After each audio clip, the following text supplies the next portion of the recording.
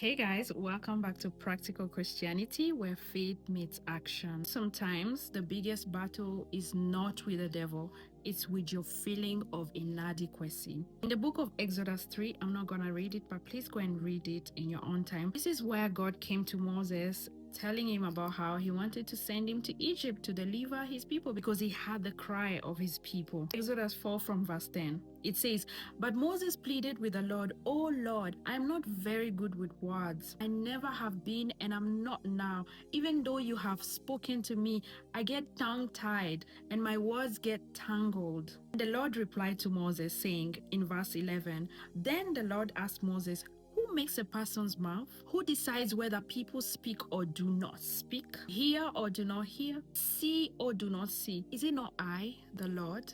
Now go, I will be with you as you speak, and I will instruct you what to say.'" You may be just like Moses. The Lord has called you to speak for him to a certain place of influence, to be a deliverer, to speak up for a generation. The Lord has called you to do so many things, to be his voice in your workplace, amongst your friends. But every time you give God excuses on why you can't, on why it's going to be hard for you, I just want you to know that when God calls somebody, he does not look at your ability.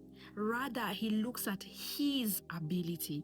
So if God has called you to do something, he's not looking at your ability. He's looking at his ability. So I want you to bank on the ability of God. If you stay thinking about all the reasons why you can't do it, you will never make progress. I want you to know today that whatever God has called you to do, he is banking on his ability to do it through you. He's not banking on your ability. I am what I am by the grace of God. The grace of God is sufficient for every assignment he has called you for. Shift your focus from what you can to what God can. When you shift it, nothing is impossible with God. Today on Practical Christianity, I am encouraging you, practice shifting your attention from your inadequacy to the ability of God to be able to work through you. Remember, you're just a vessel, and tell yourself, I can do all things through Christ who strengthens me. Not through myself, but through Christ who strengthens me.